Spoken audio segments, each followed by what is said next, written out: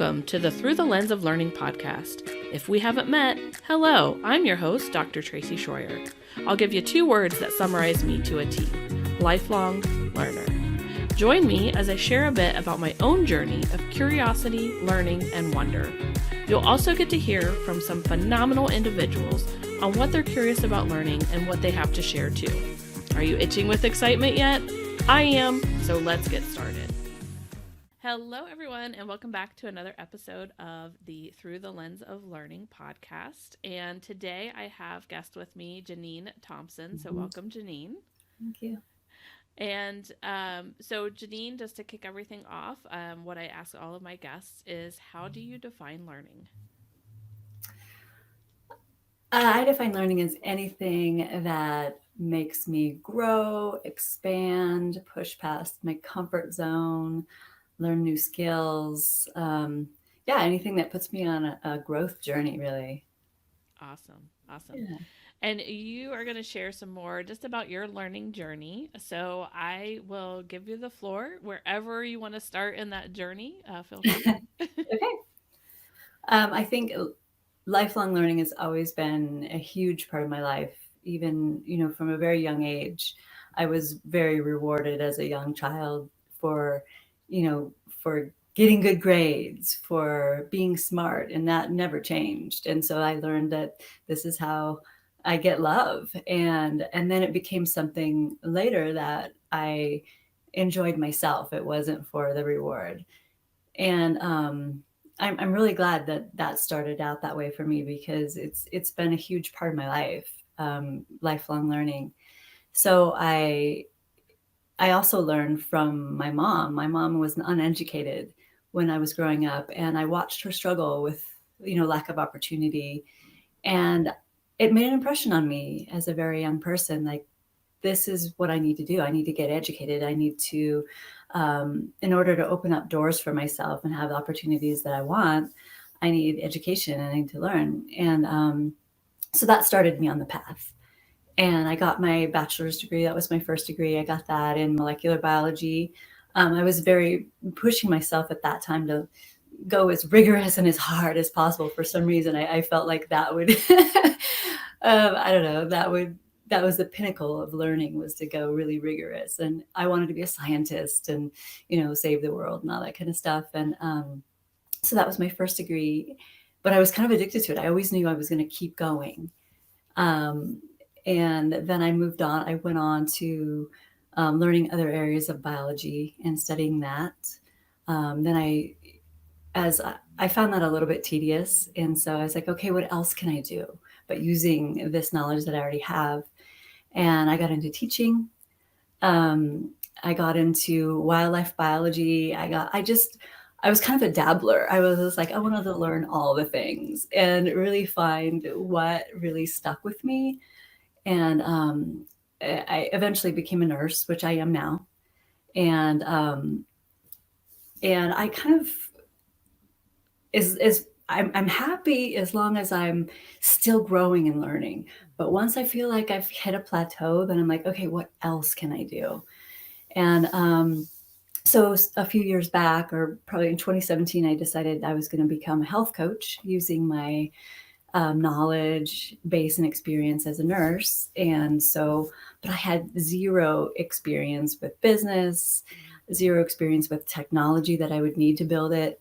But I knew that I could learn anything. That was one of my central beliefs in myself, is that I already had this background in being able to learn, be enjoying learning. So even if something got hard, that I was going to enjoy the process and I could overcome anything.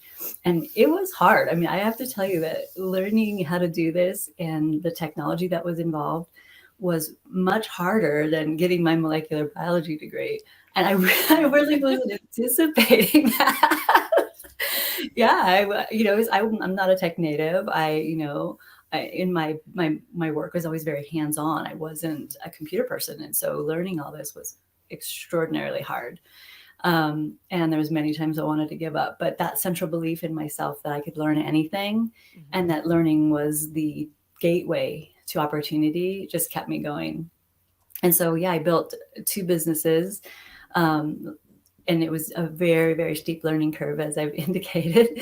But once I got it, I felt very, proud of myself, because again, I had expanded, I had grown, and that's a huge part of my identity. So yeah, now I have a third business that I built, because once I started to kind of get the hang of it, I was like, I'm liking this. I really like it. Yeah, I like the creative process of it. Um, and I can't say that now I'm done learning. I'm continuously always going to be looking for that new thing. I'm actually going to go on a safari and wildlife filmmaking workshop. I'm going to learn how to do wildlife filmmaking in October. So yeah, I'm always looking for that Amazing. thing to learn. Okay, so I'm thinking of a lot of questions that I have for you I know just it's a based on little what you shared. long-winded. Sorry. No, that's okay. Um, so your molecular biology, become health coach, and all these other business aspects.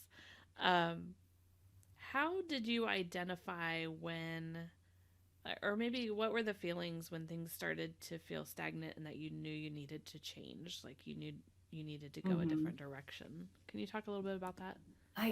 It's a very familiar feeling for me. Like, as soon as I'm no longer stimulated and feeling like I'm growing, I get restless. I get bored. I get like, I need to be doing something new. I need to be, expanding. I don't know. It's just a restless feeling that I get, that I know it's time to move forward again. Yeah. Yeah.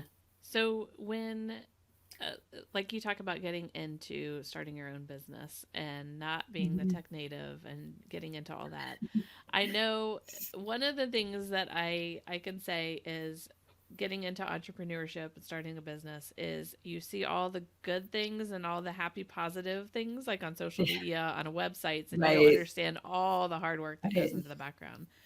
One of the things that I know as an entrepreneur is you can either figure it out and learn it yourself, or you can pay money and have somebody do it. Hmm. So, in thinking about those two paths, how did you determine as you were going along and building your businesses, like what am I going to tackle and what do I think that I can accomplish and learn versus Yeah. should I just pay somebody for that? Well, in the beginning, I had so much faith in my ability, and wasn't even thinking about hiring other people. I didn't even know that what help was out there, honestly. Mm, I didn't even know. And so I just tried. It was dumb, but I tried to power through and do it all on my own. And man, I hit a wall. I definitely hit a wall. And it wasn't until I started discovering how easy it was to find help, and they were better at it than me. The end product looked better, so why was I, spending my nights and weekends like struggling to build, some piece of technology or learn it and become good at it enough to make the end product look good? mm. Why was I doing that when I could just pay this guy? Like, Because it we're wasn't even. stubborn. Yeah, right. And Yeah. and I didn't even know what options there were really in the Mm-hmm. beginning. And of course, later on, when I discovered it, I was like, I started doing that more and more. I'm like, this is the way to go, because it Mm-hmm. looks better. They've been doing it a lot longer. But when I was building that first business and I was really struggling with it, kind of down the line, I was at this point of like, I'm giving up. Like, I can't do this. I really need somebody to do this for me. I wish I had this friend who was like really high tech, who could be like, oh, let me just do that. This is all you do. And I didn't have that friend. And I started searching the internet for it, for the kind of help that I wanted. I wanted somebody to just take all what I've done so far, take my ideas, package it up, and do it for me and give me back the finished product. Right. And like, where is this person? And they didn't exist. And that's when I decided to create FireLaunch, which is my current business. So I determined that once I got it all figured out, I was going to do that for other people. So Oh, I love that. yeah, so now I do offer those one and done, done for you packages. Very cool. So all the years that I spent struggling, giving up my nights and weekends, Saving other people people can time benefit from that. and energy. Yes. Yeah. Yes. So, in addition to technology, what would you say are some of the other things that you learned along the way of building your business or building your businesses? Well, people aren't going to understand. The people in your life aren't going to understand where you're at. You used to spend time with them. Now you don't have time. Because, especially if you're working full time, I'm not working full time anymore, but at the time I was, all my nights and weekends were taken up by that. I gave up vacations. Were taken up by working on my business. And, people started, at first they were supportive, and then they kind of were like, yeah, your business, kind of, they weren't, they thought it was just kind of silly. They didn't understand. They missed, being with me. I got some pushback. I did lose some friends, honestly, because I wasn't present enough for them. That was really hard. Yeah, just the time commitment. The people in your inner circle who weren't necessarily supportive. And I had one person, which is my partner, Steve, who believed in me completely. And no matter what, was like, yeah, you got this, let's do this. He was always my cheerleader, and he was what I needed. And I think everybody really needs at least one person. But I started to build that community virtually of other entrepreneurs, because I really needed that.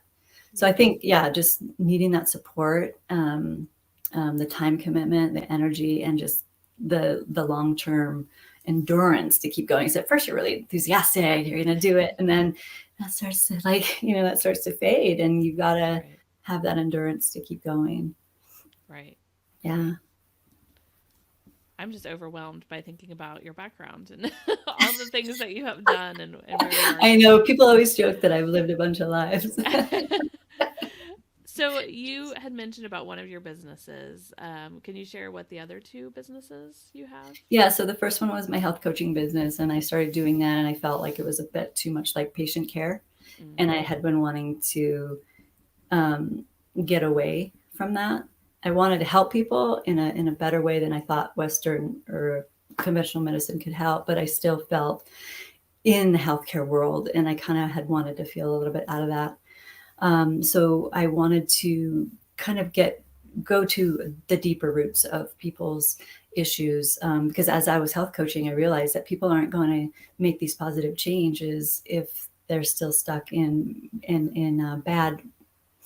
They don't have a good mindset. They don't have a healthy mental, state. So I wanted to build a mindset coaching business, which I did.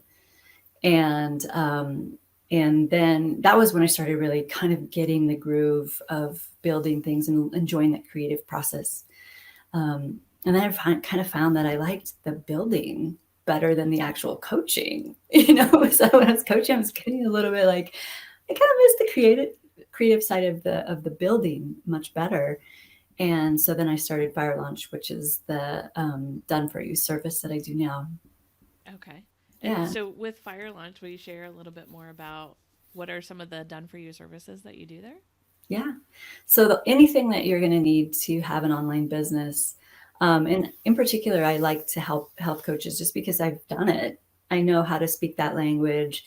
I know what you're going to need. And I know the challenges. I know many nurses, especially who start health coaching businesses, they're analytical people. And they haven't been on the computer as much. And so they get out of health coaching school and they're like, okay, now what do I do? How do I build this business? They've learned about coaching people, but not any kind of business.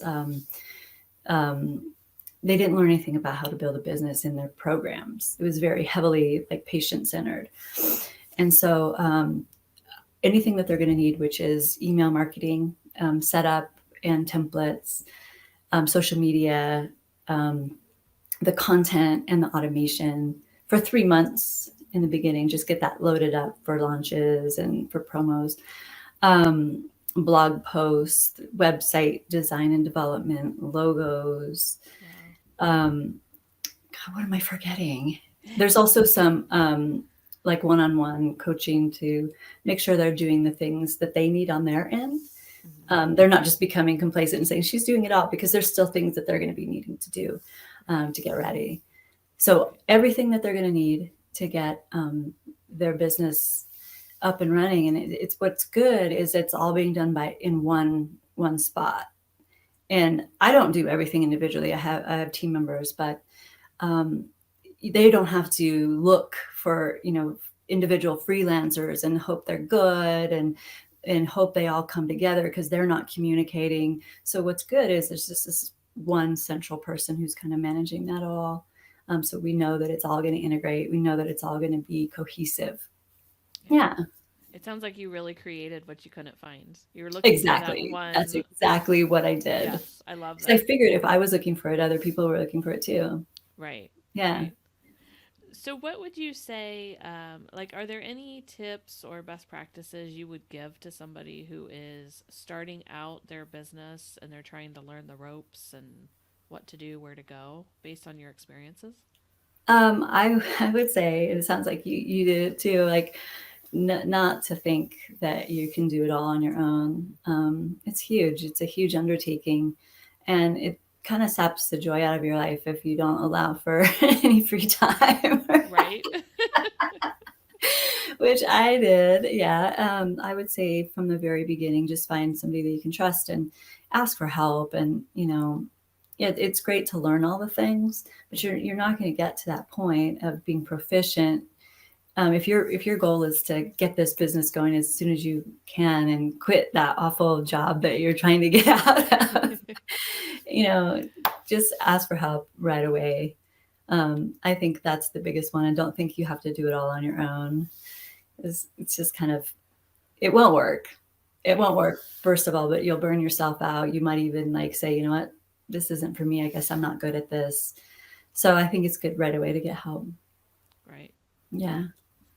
So, did you ever imagine you would be here from the days of starting in biology, No, working on websites and all no. this technical stuff and No, stuff? I figured I was going to be like, the Surgeon General, or like I had big goals always, but it usually had to do with, or curing cancer. Like that's just kind of how I was. Or then later on, I wanted to be, wildlife biologist. And so, no, I was always a scientist from a very young age. So no, I didn't ever picture this at all. I always said, I don't have any business sense. And it's just another thing I needed to learn. So no, but I'm stoked I'm here. Yeah. And I think you said earlier you mentioned being a dabbler and dabbling in different things. And it sounds like even from your safari that you're going on later in the year, that you're continuing to do that. It's not just staying in one lane, it's No, being I get curious and bored. passionate. I get Yeah. bored. I need new challenges, and I find so many things exciting and interesting that if I don't at least kind of explore them a little bit, Hmm. I'm always like, but what about that? Yeah. So, a question for you on that. How do you prevent yourself from, like, you might find something interesting and go down that path? How do you, like, there's a lot of things that are so I interesting and like these know. shiny objects. How do you pull Yeah. yourself back? Like, how do you, I know one of the things that you said is like when you're not feeling as passionate, when you're not feeling, like you're feeling stagnant, but sometimes you don't start to feel that until you're farther down the road. How do you make sure you're not getting involved, I guess, in too much? Yeah, and that was something that I definitely struggled with in the beginning, because I didn't really know what the final iteration was going to be or what I wanted it to be. So I was kind of like, oh, well, what about that idea? Because you see it all over, social media, and Right. once you start getting into this world, you get bombarded with the ads for, oh, what about drop shipping? What about all this? And I'm like, oh, so it was very Right. definitely hard in the beginning, but I have learned to rein that in, and because I figured out what I really want to do, and that's helping people create their businesses. But the other thing, like the wildlife thing, those are just personal. That's just for my Okay. own personal fulfillment. Okay. Yeah, so I have to keep that personal fulfillment stuff going, all those interests there. But That's with the good that you business have stuff, that distinction too. That this yes, is, that personal fulfillment, that fun, like hobby wise yeah. versus this is what I need, to do work wise. And Yeah, because I had wanted to, like I said before, I had wanted to be a wildlife biologist too, and that dream didn't happen. And so I found that this is kind of a way that I can be involved in some of the things that I had really wanted to do when I was younger, mm-hmm. without, going back to school or focusing Yep. on that as a career. It's just like, well, I can do some of the things that I found really fascinating about about wildlife biology, and just kind of keep that in my personal life and get that kind of that fix that way. Yeah, I like that. I had asked somebody before that really likes to cook. I'm like, well, why don't you go to culinary school? And they're like, well, it's more of a hobby. I don't want it to be my job because it won't be fun. It won't be a hobby. Right. So it's like trying to figure Yeah. out what falls under that versus, what falls under the work kind of Yeah. professional life for sure. Mhm. Yeah. Yeah. All right, Jeannine. So did we cover, or is there anything that maybe we didn't cover related to your learning journey that you wanted to share? No, I think I was long-winded enough. I think I told my whole story. Perfect. All right. So Jeannine, if people want to connect with you, and of course I know there's going to be entrepreneurs, small business owners listening that would be like, where do I get your services for FireLaunch? Where can they follow you and connect with you? What are the best places? I'm on LinkedIn. I'm on Instagram. I have a Facebook page. So www.firelaunchbusiness.com is my website. And my Facebook is also FireLaunch Business, and as is my Instagram. Can't remember exactly what my LinkedIn handle is, but that's under Jeannine Thompson. Okay. So there's two Jeannine Thompsons in there. There's Jeannine Thompson with some numbers after it. Sorry. No, that's okay. That was not coming to mind. And I'll include those I have from what you submitted with Perfect. So I'll include those in the description when this goes out. Thank you. So if anybody's listening isn't interested in connecting or following Jeannine, you have such an interesting background, and I love what you're doing now to help entrepreneurs and business owners. That's fantastic. Thank you. Yeah. All right. Well, thank you everyone for listening, and we will see you on the next episode. Thank you. This podcast is brought to you by Upskill University. You can find more information about how to become part of the Upskill community for free, this and other episodes of the Through the Lens of Learning podcast, and more on the website at www.upskilluniversity.com. Thanks again for listening, and have an awesome day.